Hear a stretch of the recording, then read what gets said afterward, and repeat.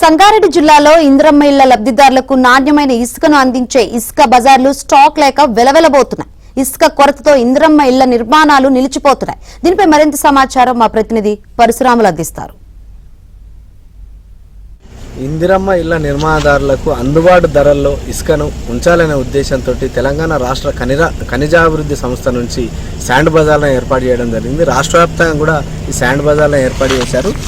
సంగారెడ్డి జిల్లాకు సంబంధించి ఇటు ఆందోళన అదేవిధంగా నారాయణఖేడ్లో ఏర్పాటు చేయడం జరిగింది.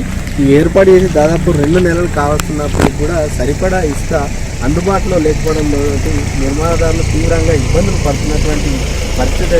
ఈ ఇసుక ఏదైతే కొరత ఉందో ఈ ఇసుక కొరత వల్ల శాండ్ బజార్లన్నీ కూడా నూతాకు ఉన్నటువంటి పరిస్థితి ఉంది. అటు నారాయణఖేడ్లో కానీ అదేవిధంగా ఇప్పుడు ప్రస్తుతం మనం ఆందోళనలో ఉన్నటువంటి శాండ్ బజార్లో చూస్తున్నాం. కేవలం ఒక 2-3 ట్రిప్ల ఇసుక మాత్రమే ఉంది. దాదాపుగా 2 నెలల క్రితం శాండ్ బజార్లు ప్రారంభించినప్పటికీ కూడా అవసరమైన రీతిలో డిమాండ్కు తగ్గ విధంగా సరఫరా చేయడంలో పూర్తిగా అధికార యంత్రాంగం వైఫల్యమైందని చెప్పవచ్చు. ఎందుకంటే ఇళ్ల నిర్మాణదారులకు అత్యంత ముఖ్యమైనది ఈ నిర్మాణాల్లో ఇసుక బయట నుంచి తేవడానికి వీల్లేదు. ఎందుకంటే అక్రమ రవాణా పేరుతో కొన్ని ఇబ్బందులు ఏర్పడతాయి కాబట్టి వాళ్ళకి ఇబ్బందులు కలగకుండా ఉండే ఉద్దేశంతో వీటిని ఏర్పాటు చేయడం జరిగింది. ఆ ఏర్పాటు చేసినప్పటికీ కూడా సరిపడా ఇసుక అందుబాటులో లేకపోవడంతో కూడా ఇవి ఒక రకంగా అందుబాటులో లేక ఇసుక ఇబ్బందులు పడుతున్నట్టు నిర్మాణదారులు ఇబ్బందులు పడుతున్నటువంటి పరిస్థితి. దాదాపు ఇక్కడ ఆందోళన కావచ్చు నారాయణఖేడ్ రోజు దాదాపు 50 నుంచి 100 మంది వరకు వచ్చి వెలుగుతున్నటువంటి పరిస్థితి ఇసుక లేకపోవడంతో. అయితే దాదాపుగా 2 నెలల నుంచి ప్రారంభమైనప్పటికీ కూడా నెల రోజులు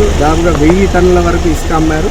దాదాపు నెల రోజుల నుంచి మాత్రం ఇసుక అమ్మలేని పరిస్థితి ఉంది. ఇది ఆన్లైన్లో బుకింగ్ చేసుకోవడం ద్వారా ఇళ్ళ నిర్మాణదారులకు తీసుకొని వెళ్ళవచ్చు. టన్ను దాదాపుగా 1200 రూపాయలకు టన్ను అందజేస్తున్నటువంటి పరిస్థితి.